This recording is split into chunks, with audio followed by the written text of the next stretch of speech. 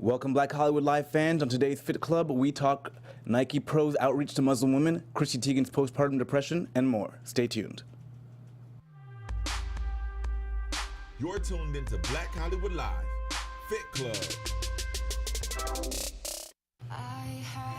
All right, you guys, welcome to Fit Club. I am your host, Fallon Mercedes. You can find me online at fitwithfallon.com or at fitwithfallon across all social media. Shaka, where can they find you? Hey, Shaka Smith. You can find me at Shaka Strong on Twitter, Instagram, and Snapchat. And today is International Women's Day. Happy International Women's Day. Thank you, Shaka. I'm Happy International Women's Yes. Day to you, too. Well, you know, a lot of people were doing that, no woman for a day thing, and so I'm glad you showed up because I couldn't have done this show by myself. Exactly.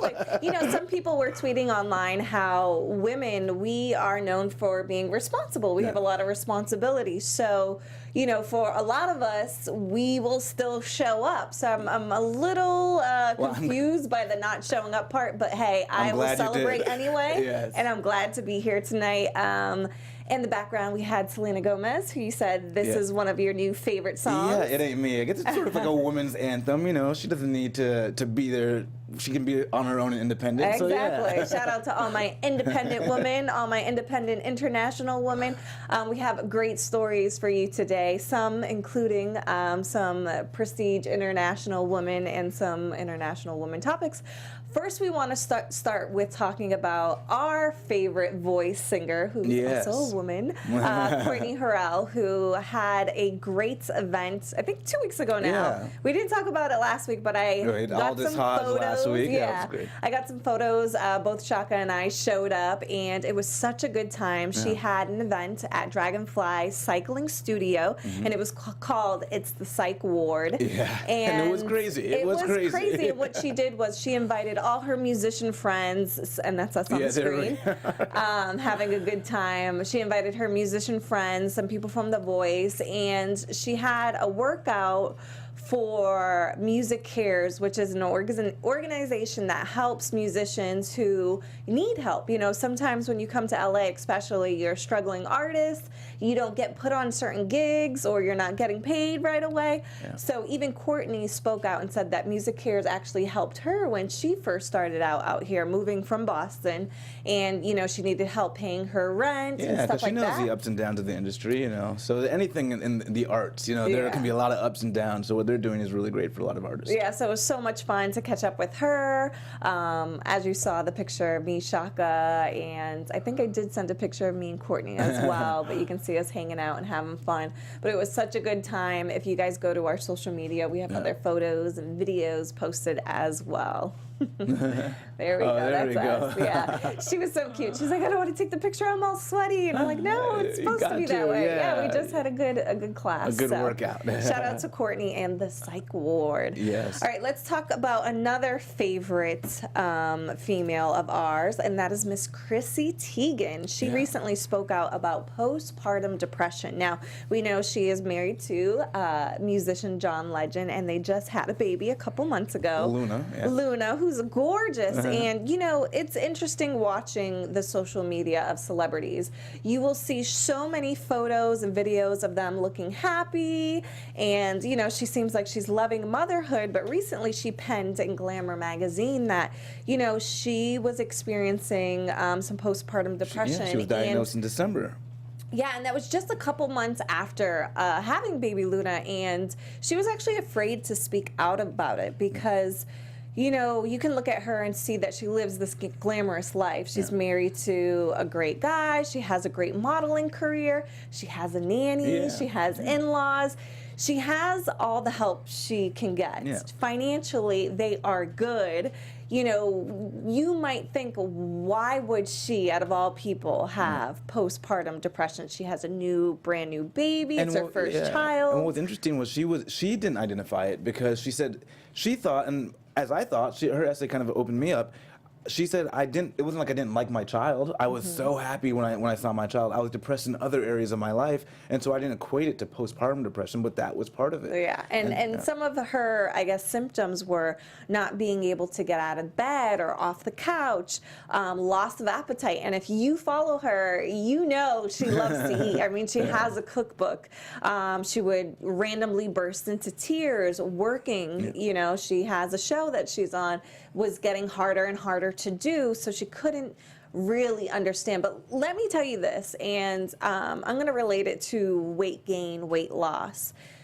I feel that postpartum depression is very similar to rapid weight gain or weight loss. And I experienced some depression when I gained a bunch of weight on the show that I did. Yep. And at the time when I was in it, I did not call it depression. Yep. But when I was out of it, I realized it was depression. Yep. I think whenever you are affected drastically, your sleep is affected, your hormones are affected, your lifestyle is affected, you know, I think it is going to affect your mind mentally. Yeah. And I can't imagine having a newborn, you're not sleeping at night, your life is very different. It's no longer about you, it's, okay, I need to provide for this child. And if you're generally depressed and you don't feel that way about the child, then it's hard to attribute where that feeling is coming from. And I thought what was interesting was it's really underdiagnosed, especially in minority communities, especially in communities with low incomes. And so women are going through this and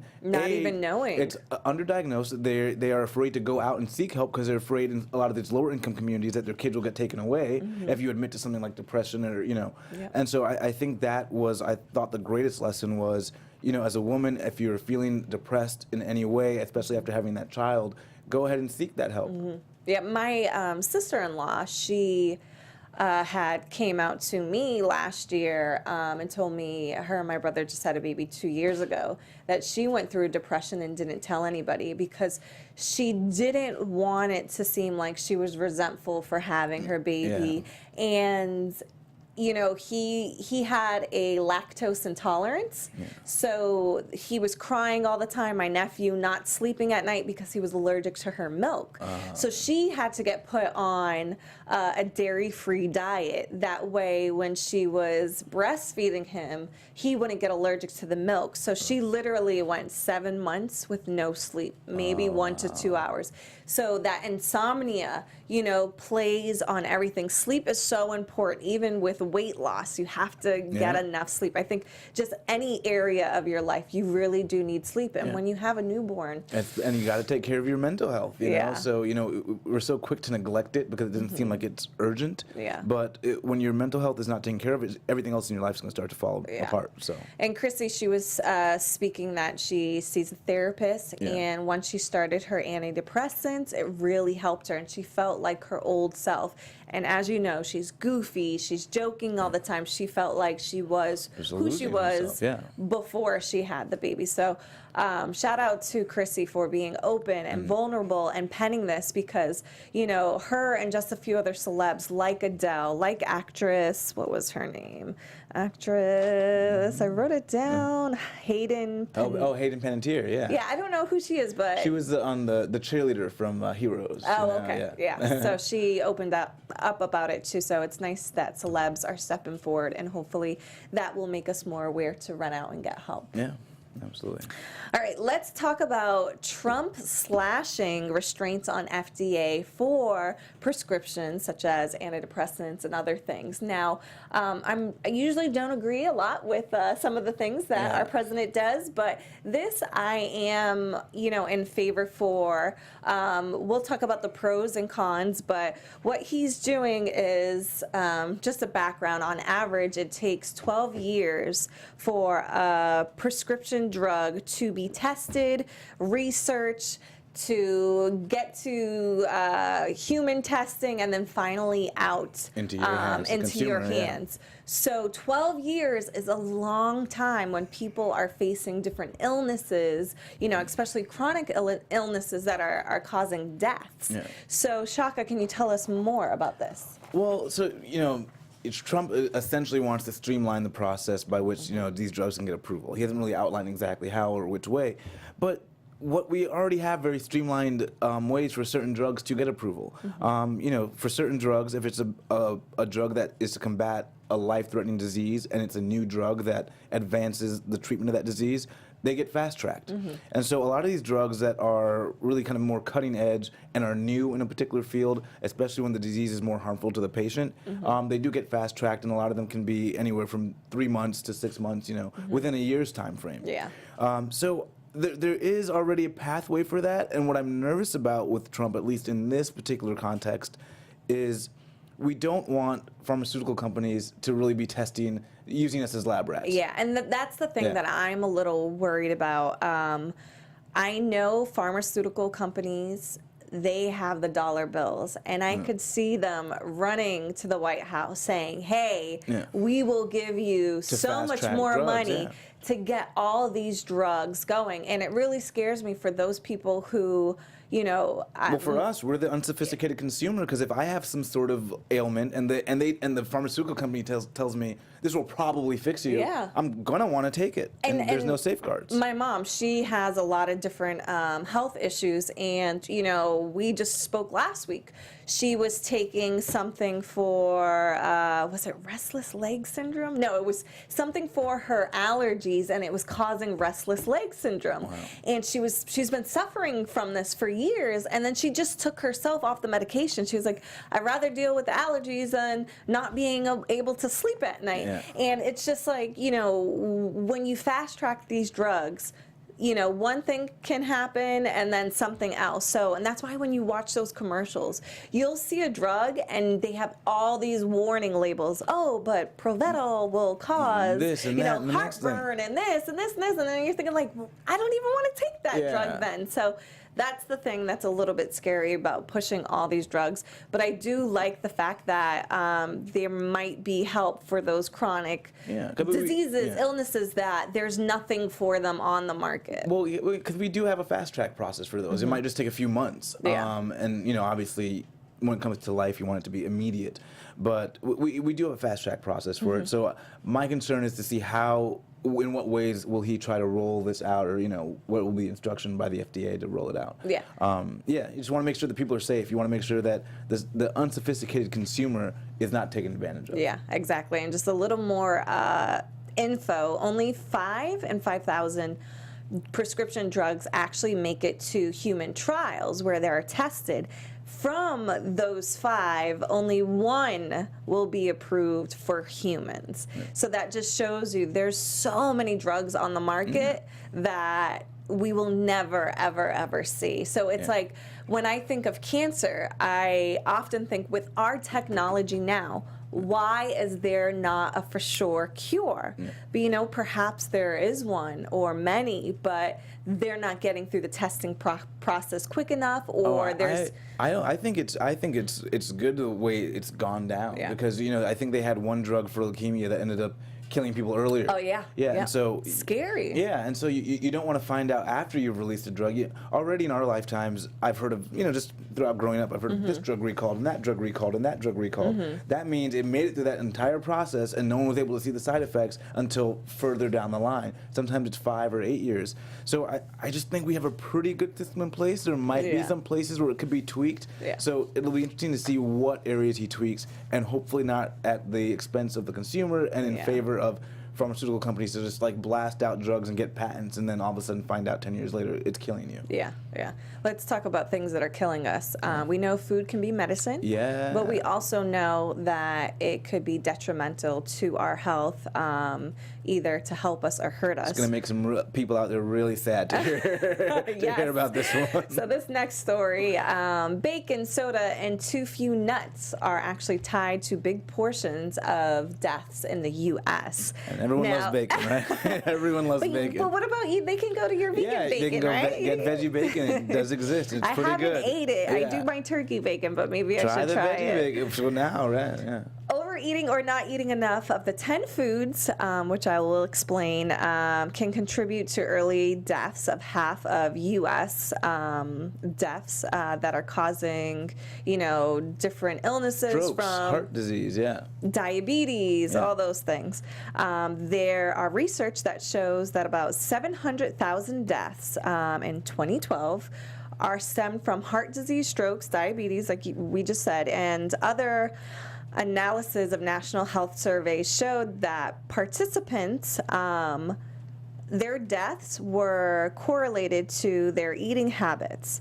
So most of them didn't eat the recommended amounts of foods which they studied. The 10 ingredients combined contributed to about 45% of those deaths, according to this study. Let me just jump into the foods they are. Do you remember any of the foods? Well, obviously the bacon, the diet soda. So the bacon, diet soda, red meat, one serving weekly, one medium steak, or the equivalent of that of. So that is bad for you, even having just one serving. Processed meat. That's going to be your turkey bacon. Yep, and the salt, and this is my downfall, because I can go without. I've been doing veggie burgers, so I've been doing good. Salt, 2,000 milligrams daily. That's just under a teaspoon of salt. Which is too much. And you got to be careful because it's in a lot of stuff. And like that's my downfall too. Everything. Like I can give up sugary. But salty, that is very difficult for me. I was even having some bags of popcorn. I probably got my fill. I know, and you complained it's too salty. And I'm like, I love salty popcorn. I probably got my full fill. Yeah. I'll give up the fat, I'll give up the sugar, but that salt, that is definitely hard. Some things that we definitely do need that are actually good for us. Fruits, 3 average size servings of daily fruit a day. Vegetables, nuts, seeds, you want about 5 1-ounce servings per week. Whole grains, 2.5 daily servings.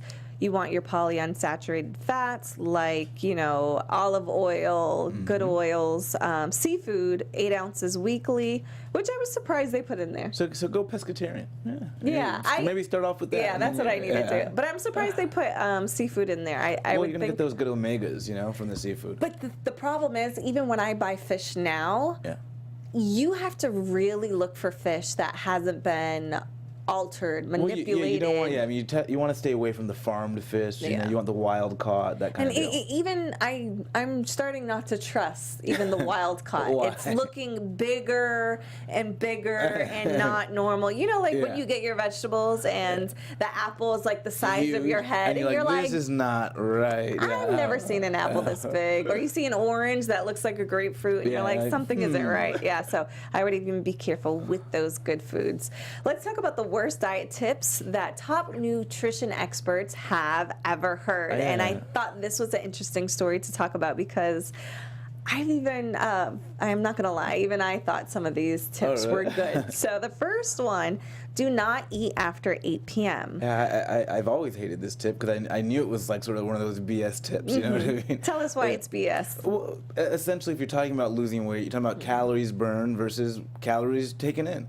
So if you burn 1,000 calories in a day and you took in 500, if you took the 500 in at 8 a.m. or 10 p.m., you're still going to lose weight the next day. Yeah. Now, the argument would be, obviously if you're putting all your calories in earlier in the day, there's a greater chance you'll work them off throughout the day because you already know. But if you're just looking at how much you burn and what you take in, timing really doesn't matter. Well, for me and my body and what I've noticed, if I eat the bulk of my calories at night, I personally feel like it stays in my stomach and isn't burned off. And I feel like we eat for energy. So I feel like, what use is that food?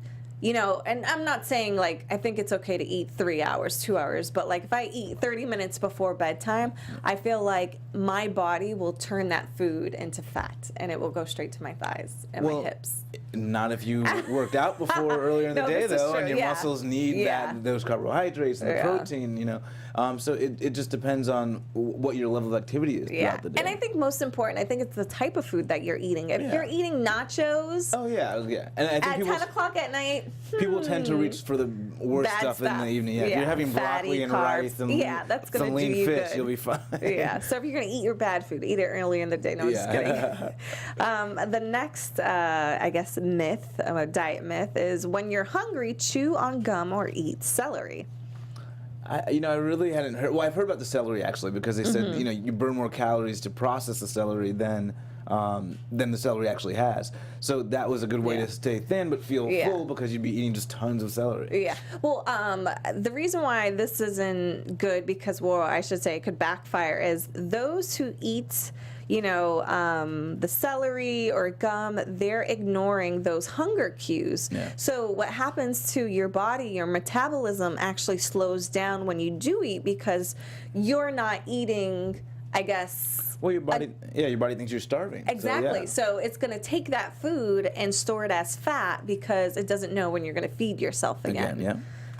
So that's definitely. And then they did a couple of studies that people that tend not to eat when they're hungry tend to overeat later. Oh yeah, that's true too. And I've done this too. I've done this myself. I'm like, had I had a sufficient meal when I was actually hungry, I wouldn't have binged on later. Yeah, like all the chips. Exactly. You end up eating everything in sight instead of making healthy choices. Yeah. So I would definitely, maybe if you're trying to curb your hunger to some degree, drink water. I mean, we talked about this last week. 30 really minutes before 30 minutes prior to your meal, before your meal, and then consume your meal. And that alone will still help you burn calories, even without the, Oh yeah, I think it was like 500 calories a week. We learned something, Shaka. We did. All right, number 3, to lose weight, just eat less and exercise more. I, for a long time, as a trainer, did go by this method. What? And I realized later on it's not actually all true. Yeah, I mean, I think it works to a degree. It's like, what are you talking about when you say eat less and exercise more? So, I mean, if you're doing it in a smart way, if you were someone that overate, then eat less and exercise more, and you didn't exercise. But it's not that simple of a formula. You need to make sure you're making full changes throughout your life, and it's not just an idea of, starve myself and go crazy in the gym. Yeah. And I think, too, it's not, I know sometimes I give clients it's not good to, but sometimes I do give a restriction for calories. So people can start being aware and start reading the nutrient labels, and then later on I teach them how to read the fats, read the different things. And if they were overeating before, they do need a restriction in calories. Exactly. Yeah. But what I realize is that some people, I'll give them 1,400, 1,200, and most of it, 1,000 of it, is all bad. And they're like, but I stayed under the calorie limit. Yeah. So that's the tricky part, is you want to make sure if you are reducing your calories, it's actually healthy food that you're consuming. It's not just reducing the good stuff. And having 20 Oreos versus like all the good food you could be having. Yeah. I did do that before. That's not good. I've been there. We've all been there. Yeah, I'm like, but it's only 200 calories. All right, drinking diet soda instead of regular soda. Yeah. I mean, it's that common thing that we all think it's good to do, but they're putting these things in diet soda that may not be healthy. Yeah. A lot of the stuff makes you crave more sugar. A lot of that aspartame, the fake sugars, those man-made sugars, I feel, and I've researched that your body doesn't process it and break it down the same way. It's not going to use it as energy. It's mostly going to store it as fat, and it's going to mess up your metabolism. Yeah. So, I would rather say go for real sugar. If you're gonna go, but go for the real thing. But you really should just be at water. Exactly. Yeah, you should really just be water. Someone said years ago, and it just for some reason clicked for me. It was like, don't drink your calories. I was just like, I'd rather just eat like really good food and not get it from like drinks and sugary stuff. And I stopped. Coffee. I just did black coffee from then on. I just did water, green tea, no sugar. And I used to be a big throw a bunch of sugar in my coffee. But I was like, I'd rather that sugar come in the form of a cake later on or something. And that's what I do. Yep. I'm like, you know what? I'm going to have my black coffee, and maybe if I want a little biscuit, I'm going to have my biscuit. The next one, cutting out carbs. Now, you do want to make yourself aware of the carbs you're eating, because carbs turn into sugar in the body. However, you do need carbs to a certain degree for energy. Yeah, I think some of the people, the nutritionists, were maybe sensitive to certain things they hear, because the lay person who's not really in fitness will say, cutting out carbs, oh, I got to make sure I have 0 carbohydrates. Yeah. And that's not what you want. You want to be making sure you have maybe low carbohydrates if you're trying to really lean down. Yeah. But they're coming from good sources, an abundance of vegetables, an abundance of fruit. And those things have carbs in it. yeah. They're good carbs. And those are the kind of carbohydrates, if you stick to those, you will find yourself losing weight and feeling better and a little bit healthier. Yeah. Do a cleanse to lose weight. Are you a fan of cleanses? Yeah, but not necessarily to lose weight, but I think sometimes the body needs to heal and to repair. Yeah. And there's been a lot of evidence to show that when you fast, your cells repair. Yeah. I'm a big fan of fasting, just even from a spiritual standpoint. I Yeah. feel like I've done fasting and I see the remarkable things that it can do for your mind, Yeah. you know, for your body. And, you know, I think it's one organism. It's one Yeah. big, so I feel like, why wouldn't it help you? You know, and I feel like it rejuvenates your taste buds. When you come off a cleanse, when you eat something healthy, it's like, wow, this apple just came alive in my mouth. It's because you haven't been dosing yourself with diet soda and aspartame, and it's not drowning out your taste buds. I feel like when you drink water, it's like, this is actually quenching my thirst now. Because you got that cleanse that sort of kind of gives you a little bit of a reset. I think, I think in the context of, I'm going to overeat for Thanksgiving, and so I'm going to go crazy, and then because I'm doing the cleanse, that gives me an excuse to really eat poorly. Then in that context, I get why that's like a pet peeve. Yeah. Like, do a cleanse because it's going to be part of a healthy regimen for you, not because it's like, I got to drop all this weight. Yeah, and that's exactly. I don't think, because really that weight is going to come back. Yeah, Majority of it is water weight. Yeah, 100%. So you're going to do all that for 2 pounds of water, and the next week you're going to get it right back. And then you might be throwing, and depending on how often you're utilizing this, you might be throwing your body off balance. Yeah. Skip the sugar. Many people think of sugar as the enemy. It is true that excess calories from added sugars, the table sugar, the syrup, the candy, all that other stuff. That you should skip. Yeah, because it's not doing anything. There's no real nutrients in it. However, the sugar in the bananas. Any type of fruit, really, That's actually good for you. Yeah. And I feel like your body, again, because it's natural, your body knows how to break it down. Yeah, and then if you ever have a craving for some sort of processed sugar, have fruit first. Yes. And I'll tell you, it'll knock out that craving because your body gets satisfied. Yeah. That's one of the things I always have gone by. If I want to cheat and have something bad, I try to have like a healthy thing first. And if I still want it, then I'll go to it. Yeah. If you have your bowl of oatmeal, I love sugar on my oatmeal. However, I cut up some bananas, throw it in there, and it kicks that sweet craving that I'm looking for, and it's healthy for me.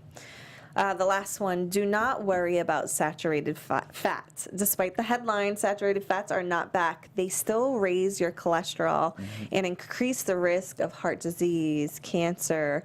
The only foods that contain saturated fats that have shown to prevent heart disease and prolong life are nuts and seeds and all those good things. Yeah, just go vegan. That's I know, right? The answer, Shaka, go answer. vegan. Every problem, I just know. go vegan, go vegan. All right, did we skip any stories? Was that it? Oh, did I give you this one, the treat cramps? Oh, How to treat yeah, cramps? A lot of, wait, there's another one for, treat cramps, and then we're going to talk about Nike and I think that's a really good one. Yeah, so first with cramping. Do you actually get cramps? Yeah, of course. I mean, especially when I swam, you get cramps all the time. Oh, yeah, you were, you did in water polo, yeah. And so, you get a little Charlie horse, you cramp up somewhere. And this article is all about how to treat them. And a lot of times it can be attributed to so many different things. Yeah. For me, chief amongst it, I found it was usually when I was dehydrated. Yeah. Or you're not getting enough potassium, is it? Yeah, potassium and sodium. And so that's why electrolytes and that's why Gatorade is such that's a good, right. Yeah, that's a big thing. I remember cheerleading in high school, and we had our running back star player, Bismarck, South High.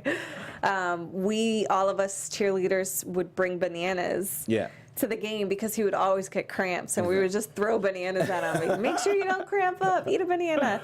And I think stretching is very, very important too. I feel like so many athletes or people going to the gym, they're going so hard working out or performing in their sport that they don't take the time enough to properly stretch, and I feel like it's just as important. If you do not, you know, 100%. want to take the time to really stretch, there's dynamic stretches that you could do, warming up your body properly and stretching at the same time. And I always say be careful with how you're stretching if it's going to be close to a workout that involves weightlifting, because you don't want to stretch too close to that workout, because a lot of times you stretch and could be preparing your body for a movement That you're not gonna do doing. it. Yeah, and so that might make you actually more prone to injury. So give it at least maybe an hour, maybe longer, between a stretching regimen and then like a strength training workout. Okay, let's talk about those hijabs that Nike is just launched. It's called Pro Hijab, and it's for Muslim women athletes, just launched by Nike.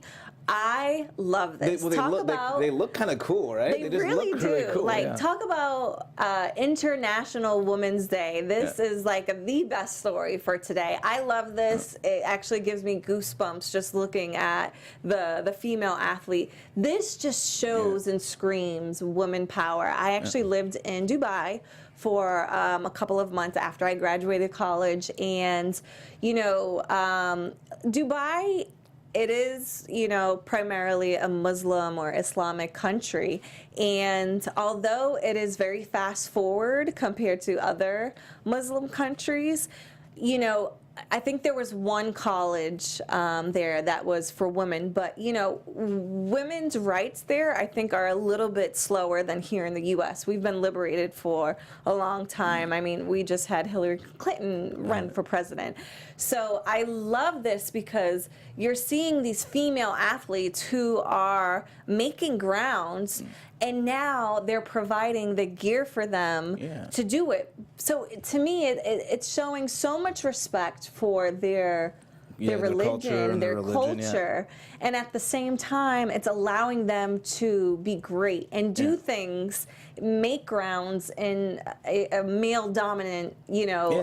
And they had really top Muslim female athletes come in and test this and give them feedback so that it comported to their religious sort of like requirements, but also was breathable and they could perform and like not think about the hijab as they're, you know, doing whatever competitions they're involved in. And one of the athletes, she was saying before competitions, she literally had one hijab that was, I guess, good enough to allow her to perform at her max. Every night, because she only had one, she was constantly washing it and washing it. So now, you know, they have this amazing line that, you know, it will provide them, you know, more, and well, not endurance, but it will allow them to maybe more endurance, because a lot of the problem was breathability. So they were sweating in the hijabs, and there weren't that many options. And so I think this also kind of maybe puts a new face on the Muslim woman in terms of what she does, and you know, she can and can't do. It's breaking that barrier. Yeah, and that, you know, because she has these religious values doesn't mean she's not this woman that can also play sports and do other things. You know? And I think they said Muslim buying of like sort of apparel made up 11% of. It's crazy. Again, when I lived in Dubai, those women shop like.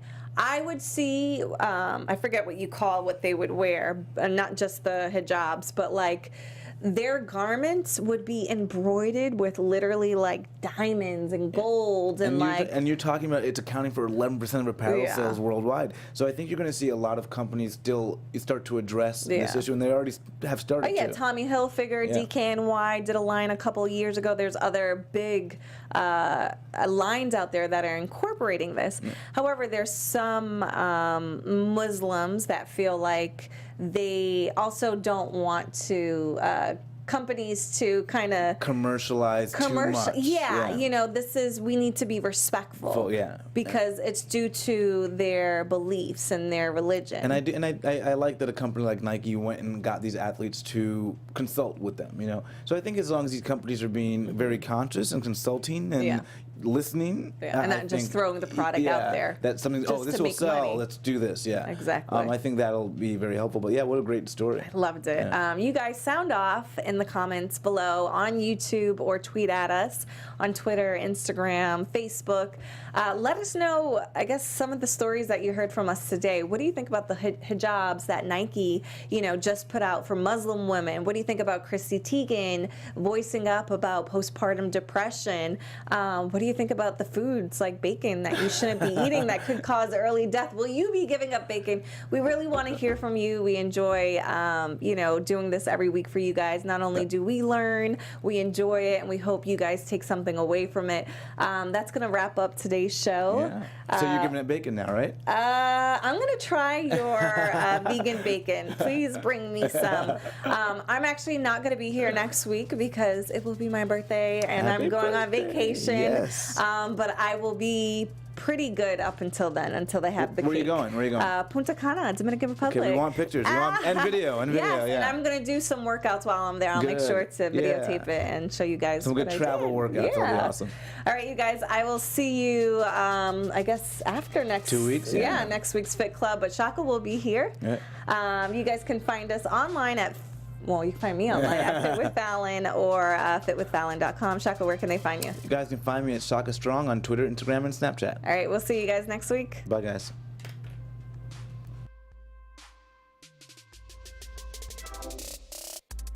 From executives Keven Undergaro, Dario Christie, Tiana Hobson, and the entire BHL staff, we would like to thank you for supporting Black Hollywood Live, the first online broadcast network dedicated to African American entertainment. For questions and comments, contact us. info@blackhollywoodlive.com. Like us on Facebook, tweet us, or Instagram us at BHL Online. And I am the official voice of Black Hollywood Live, Scipio. Instagram me at KingXOBay. Thanks for tuning in. Hollywood redefined. The views expressed here are those of the host only and do not necessarily reflect the views of BHL or its owners or principals.